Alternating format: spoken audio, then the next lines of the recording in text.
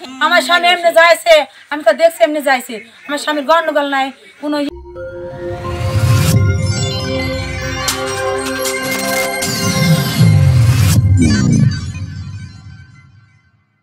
কুষ্টিয়ার মিরপুরের মিটন গ্রামে জাসদ নেতা জমির উদ্দিন হত্যাকাণ্ডের বিচারের দাবিতে মানববন্ধন ও সংবাদ সম্মেলন করেছেন নিহতের পরিবার। স্থানীয় এলাকাবাসীর দাবি, উভয় পরিবারই একে অপরের বিরুদ্ধে মামলা করছে।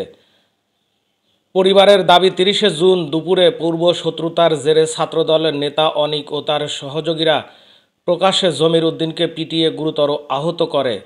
পরবর্তীতে কুষ্টিয়া জেনারেল হাসপাতালে চিকিৎসাধীন অবস্থায় তার মৃত্যু হয়। ঘটনার পরপর পুলিশ 3 জন আসামিকে গ্রেপ্তার করে। স্বামী রাজশাহী গেছিল, তার ভাই অসুস্থ, সে হচ্ছে তার 2টা কিডনি নষ্ট, তার অনেক রকমের সমস্যা। সে ভাইয়ের কাছেই ছিল। সে সকালবেলায় আসলে পরে সে সকালে আসি, সে একটু শুয়েছে, তার ভাইয়ের টেনশনে শুয়ে ঘুম হয়েছে না, যে সারা রাত টেনশন, মানে খাওয়া দাওয়া নাই, না একটু শুয়েছে, মানে মাথার মধ্যে কেরম কাছে শুয়েছে। শুয়ে আমাকে বলছে যে আমার তো ভালো লাগছে না, টেকার দরকার এখন আমার, আর ভাই তো মরবে, কখন মরে যাবে আমি তো দেখি 2টো কিডনি।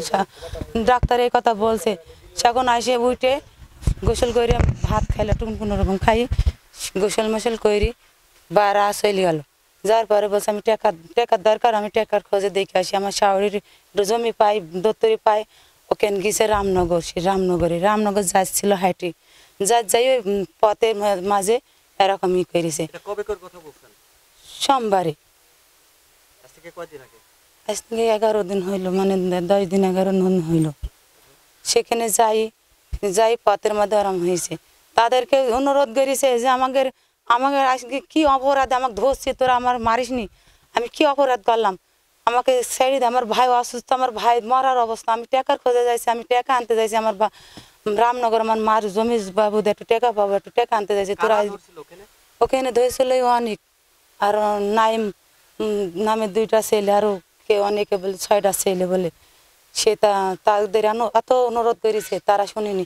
বলছে যে আমি পা ধরলাম শুই, আমি হাত ধরলাম, আমার পায়ে মারলো বাকারি, আমার কথা তাও মানলো না। আমি আমার ভাইটাক বাঁচাবো, আমাকে একটু ছাড়ি দেয়, আজকের মতন ছেড়ে দেয়, আমার ভাই মরে যাইছে, 2টা কিডনি নিকো, আমাকে বাঁচাতে হবে, তাও তারা ছাড়ি নিকো। কারণ কি এটাই তো বুঝতে পারলাম না। না, কোনো শত্রুতা তো আমি তখন বুঝতে পারি না, শত্রুতা কি আছে আগে থেকে না কি আছে, আমি তো কিছুই জানিনি। এটাই তো শত্রুতা কোনো তাই নাই, আমরা তো জানি যে আমাদের শত্রুতা নাই। না, টাকা পয়সার কোনোই না, আমরা গরিব মানুষ, দিন খাই দিন আনি, কারোর ঋণই নেই। কেউ বলতে পারবে না ঋণ আছে আমার, কেউ এ পাড়ার মধ্যে সুদ করেন, গ্রামের মধ্যে সুদ করেন, কেউ বলতে পারবে না যে আমার স্বামীর ঋণ আছে, কেউই বলতে পারবে না। যে কোন অপরাধে মারলো সেই অপরাধটাই তো আমি চাই, এই অপরাধ চাই। কি চাচ্ছেন? তার ফাঁসি চাইছি আমি, তার আমি বিচার চাই, ফাঁসি চাই আমি। এই 3 জনই মূলত আপনার স্বামীকে মারছেন? 3 জন ছিল, তার সাথেও আরো 6 জন ছিল, আমার বলে গেছে 6 জনের নাম। 6 জন এখন এই 3 জনের নাম বলতে পারছি, 6 জন বলে 5-6 জন ছিল। আমাকে পথে যেতে আমাকে বলছে, হাসপাতালে নিয়ে যাইছে, আমরা 2 মাইজি, আমাকে বলছে আমাকে এই তাকে মারলো, আমার মা হাত পা গুঁড়ো করে দিয়েছে, আমার দেহ কিচ্ছু নেই, আমি বাঁচবো না। আমার কাছে আমি যে তোমাকে আমি হাসপাতালে নিয়ে যাইছি, আমি বাঁচাবো। বলছে না, আমাকে এতটি মানুষ মারিছে, আমি বাঁচবো না মনে হয়। আমি যে জড়া পড়নু, পা ধরলাম, আমার ভাইকে বাঁচাতে হবে, তাও আমাকে বাঁচাইলো না। আমি যদি আমাকে একটা দিন যদি বাঁচাইতো, আমার ভাইটাকে আমি করতে পারতাম। দড়া ধরে কান্দাকাটি করলাম আমার স্বামী, তাও আমার স্বামীকে বাঁচাইনি তারা। হ্যাঁ, এক জায়গায় মারছে, মানে পা হাত পা ওই জায়গায় ধরে মারিছে। আপনি যে কথাগুলো বলছেন, এই কথাগুলো শুনছেন কার থেকে? আমার স্বামী নিজেই বেলে গেল, নিজে জীবন দিতে গেল। আমার স্বামী সারা পথ বলে গেছে, হাসপাতালে যতক্ষণ দেরি হয়েছে তাও আমার স্বামী আমাকে জবানবন্দি দিয়েছে। অনেকক্ষণ ছিল হাসপাতালে, তারপরেও আমার স্বামী আমার সাথে সারাক্ষণ কথা বলেছে যে আমাকে তা করিস, আমাকে তা করিস। আমার স্বামী তো কোনো নাই, আমার স্বামীর কথা বলছে স্টার্ট শেষ করে। 2 হাত পা মাথা, মানে মাথায় মারিছে, পায়ে মারিছে। এই 3 জনের নামই তো আমি মানে পাচ্ছি, আর বললো এই 3 জনের নামে বললো, আর বললো 5-6 জন ছিল, 5 জনের নামে অনেক 2 নাইম, এই 3 জনের নামই পাইছি। জি, মামলা 3 জন পড়েছে, অনেক 2 নাইম পড়েছে। ধরা পড়ছে? জি। নিহতের পরিবার ও এলাকাবাসীর অভিযোগ, ঘটনার পর আসামি পক্ষ সংবাদ সম্মেলনের মাধ্যমে উল্টো ভাঙচুর ও লুটপাটের অভিযোগ এনেছে নিহতের পরিবারের বিরুদ্ধে, যা সম্পূর্ণ মিথ্যা ও ভিত্তিহীন। তারা বলেন, আসামি পক্ষ নিজেরাই তাদের মালামাল সরিয়ে নিচ্ছে। এই বিষয়ে প্রশাসনের কাছে ভিডিও প্রমাণ রয়েছে। এই ওই পথের ভিতরে পাই ওনাকে মারি ফেলেছে, কোপাইছে, মানে এই মানে এমন কথা যে তার কিছু ছিল না, এমন মার মারিছে, হাতরের মার, চাইনিজ কুড়ুল, মানে এইগুলা দিয়ে তাকে হত্যা করেছে। কারণটা এখন আমরা কিছুই বলতে পারিনি, আপনারা যাইনি দেখবেন আমাদের গ্রামে কোনো গন্ডগোল 2-1 বছরের ভিতরে কোনো গ্যাঞ্জাম নেই, কারোর সাথেই নাই, কোনো লোকের সাথেই তাদের গ্যাঞ্জাম নেই। আমার দেওরের সাথে কোনো গ্যাঞ্জাম নেই, সে গরিব মানুষ, সে খাইটি খায়। নোটের কথা, ওনারা নোটের মামলা করছে। শোনেন, ওদের নোট নিজের নোট নিজেই করছে, ওরা রাদানি করে খায়, ওদের গ্রামে ওদের সাথে কেউ পারে না, ওরা যাত্রার গালে চড় মারে। ওনারা এক একটা ভাই 8 বছর 10 বছরকে জেল খাইতে আইছে, যাবজ্জীবনও খাইতে আইছে, অস্তন্নি ধরা পড়েছে। তাদের বংশে একটা ছেলে কোনো শিক্ষিত নাই, তাদের বংশে একটা ছেলে কোনো বিদেশ নাই, যত ছেলে আছে সবগুলো এরকম রাদানি করে চুরি করে খায়। এ দেখেন, এই কুরবানির ঈদে বুড়াপাড়ায় একটা ছাগল চুরি করেছে, তারা চুল নাক কাটি বাড়ি রিটার্ন দিয়েছে। ওদের কাজ এইগুলা। আমাদের গ্রামে ওই আজিজুল মেম্বার তার 20 বিঘি জমি জোর করে খাচ্ছে, সেই জমির পারে সে কেউ যেতে পারে না। মোট কথা আমরা তার ফাঁসি চাই, যারা খুনিদের ফাঁসি চাই। তো এটা পথের ভিতরেই ওরা মানে রেখেছিল, সেই রেখে ওই করি মোবাইল করি ডাইকি সাথে সাথে বলে মোটর সাইকেল গ্যাংরা আইসে একের ওই জায়গায় মাইরি, হাতু দিয়ে মাথায় মাইরি আর হকি স্টিক দিয়ে পা মাইরি একের ভেঙে দিয়েছে। মারিছে যে অনেক, 2 নাইম আর 3টা ছেলের নাম বলে গেছে, আমার খেয়াল আসছে না, আরো অনেকেই, 3টা 6 জন মারিছে। এদিকে আসামি পক্ষের দাবি, তাদের বসত বাড়িতে ভাঙচুর ও লুটপাট চালানো হয়েছে। প্রতিহিংসামূলক আখ্যা দিয়ে তা দ্রুত বিচারের দাবি জানিয়েছেন অনিকের বড় বোন বিপাশা খাতুন। তারা বলেন, প্রকৃত আসামিদের আড়াল করতে এসব করা হচ্ছে। আমার নাম মুসাম্মদ বিপাশা খাতুন, আমি কুষ্টিয়া জেলার মিরপুর উপজেলার মিটন গ্রামের নাগরিক। জি, আমার ভাই ছোট মানুষও, যাই হোক, আজ থেকে 1.5-2 বছর আগে জমির উদ্দিন নামে যিনি মারা গেছেন, উনি আমার আব্বা এবং ভাইকে মারছিল। আমার আব্বাকে মেরে গলায় ফাঁস দিয়ে আমার আব্বার জিব্বা বের হয়ে গেছিল। বের হয়ে গেলে আমার আব্বা কোনোভাবে পিছন দিয়ে আঘাত করে বের হয়ে আসছিল, আর আমার ভাইকে মেরে হাত ভেঙে দিছিল। এটা তো এলাকার প্রত্যেকটা মানুষ জানে, কিন্তু এটা নিয়ে পুলিশ কেসও হয়েছিল, আমার ভাইকে হাত ভেঙে দিছিল। তো তারপরে এটা এইভাবেই ছিল।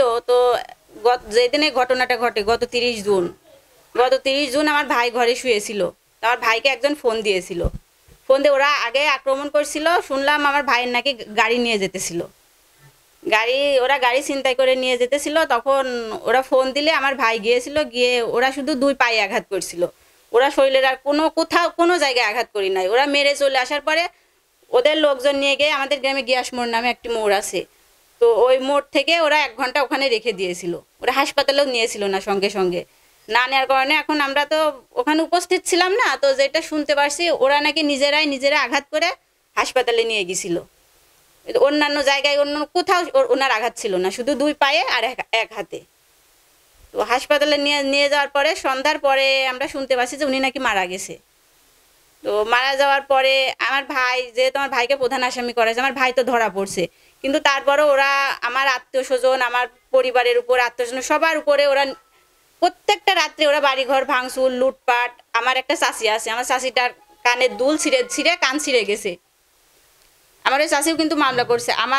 আমার এক আত্মীয়র হাত ভেঙে দিয়েছে। ওরা মহিলা মানুষের উপর নির্যাতন করছে, আর ওরা যেখানে যেটা পাচ্ছে, হাঁস মুরগি গরু ছাগল থেকে শুরু করে সবকিছু ওরা লুটপাট করে নিয়ে চলে যাচ্ছে।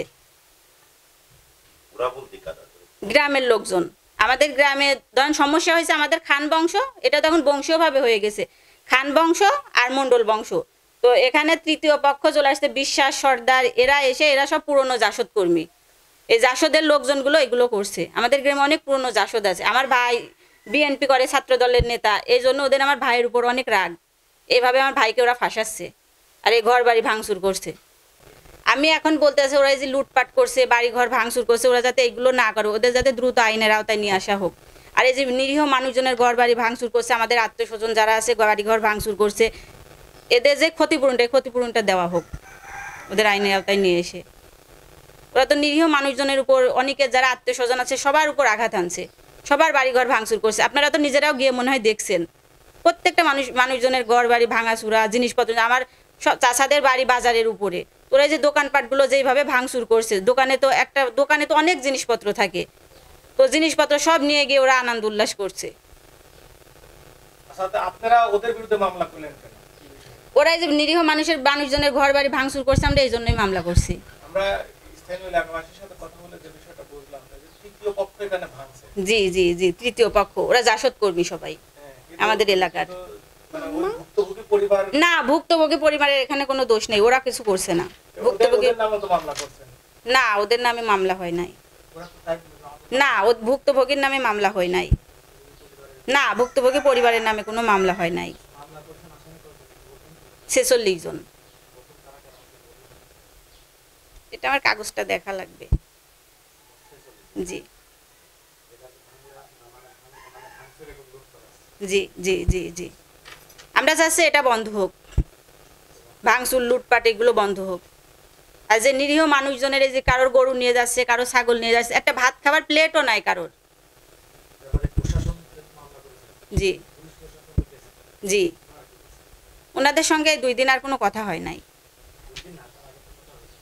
জি, ওনারা বললো যে আমরা এটার পদক্ষেপ নিব। আর ওরা যখন ভাঙচুর করে, পুলিশ প্রশাসন ওদের সামনে ছিল, পুলিশ প্রশাসন ওদের বলছে তোমাদের সবকিছু নেওয়া হয়ে গেছে, এবার তোমরা চলে যাও। পুলিশ প্রশাসনও তখন কিছু করি নাই। তাহলে পুলিশ কি ওদের পক্ষে কাজ করছে? এখন তো আমাদের সেটাই মনে হচ্ছে, ওদের পক্ষে কাজ করছে পুলিশ প্রশাসন। আমরা বারবার মামলা করার জন্য গেছি, পুলিশ প্রশাসনের কাছে ঘুরে চলে আসছি। ও পুলিশ প্রশাসনের কাছে গেলে বলছে আমরা মামলা নিতে পারবো না এখন। আর পুলিশ প্রশাসনের সামনেই তো এগুলো করছে। পুলিশ প্রশাসনের কাছে আপনারা গেলেই জানতে পারবেন, ওদের সামনে ঘটনাগুলো ঘটছে, ভাঙচুর লুটপাট সব ওদের সামনে হয়েছে এগুলো। জি, ওনার স্ত্রী তো কথা এখন ওই এলাকার লোকজন এখন যেটা বুঝাচ্ছে, ওনার স্ত্রী তো সেটাই বুঝছে। আপনারা হয়তো বা ওনার ছেলের একটা সাক্ষাৎকার শুনছেন কিনা আমি জানি না। ওনার ছেলে বারবার বলছে আমার আব্বুকে নিয়ে যেয়ে গ্যাস মোড়ে 1 ঘন্টা রেখে দিয়েছিল, আমার আব্বুকে যখন হাসপাতালে নিয়ে যায় আমার আব্বুর সঙ্গে কেউ যায় না, এখন এত মানুষ কোথা থেকে আসছে। আমার আব্বুকে একটা ইনজেকশন দিল, ইনজেকশন দেওয়ার পরে আমার আব্বু মারা গেল, আমার আব্বু চিকিৎসাও করছিল না।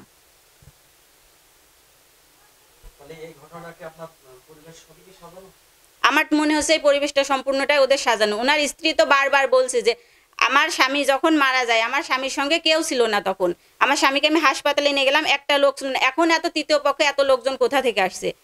ওরা এই যে লুটপাট করছে, ওনার স্ত্রীকে তো একটা কেউ কোনো কিছুই দিচ্ছে না, ওরা নিয়ে ওদের নিজেরা সবকিছু আত্মসাৎ করছে।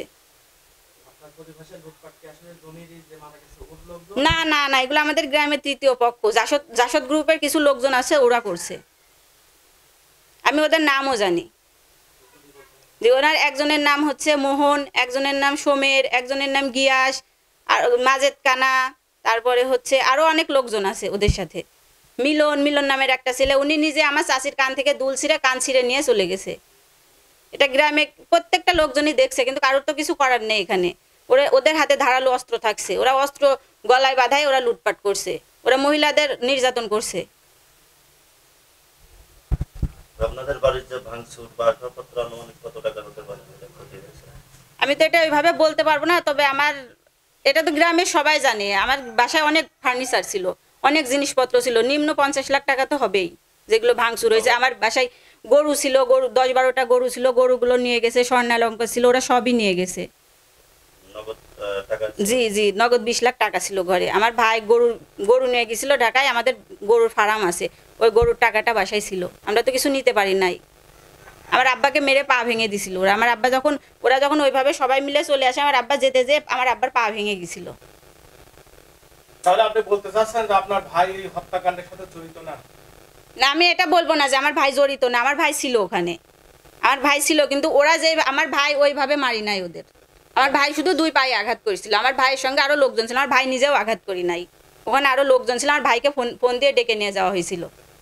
মানে প্রথম আঘাত কি আপনার ভাই করে? না না না, প্রথম আঘাত আমার ভাই করে না, আমার ভাইকে ফোন দিয়ে যারা ডেকে নিয়ে গেছিল তারা করছে প্রথম আঘাতটা। সে কারা? এটা আমি জানি না, আমার ভাইয়ের সঙ্গে আমার এ পর্যন্ত এখনো কোনো কথা হয় নাই, আমি এটা বলতে পারবো না। ভাই তো এক নম্বর আসামি। যে এখন ওরা তো বলছে যেহেতু আমার ভাইকে ওরা এর আগে মেরে হাত ভেঙে দিছিল, আমার আব্বাকে মারছিল, এই জন্যই ওরা বলছে আমার ভাই এক নাম্বার আসামি। জি জি জি জি জি না, অনেক এটা নিজে করি নাই। না না, ওরা মাথায় কোনো আঘাত করি নাই, ওরা শুধু 2 পায়ে আঘাত করেছিল। এই ঘটনাকে কেন্দ্র করে মিটন গ্রামে চরম উত্তেজনা বিরাজ করছে। এলাকাবাসীর দাবি সঠিক তদন্ত ও দ্রুত বিচার নিশ্চিত করে পরিস্থিতি স্বাভাবিক হবে এবং নিরীহ মানুষ হয়রানি থেকে মুক্তি পাবে।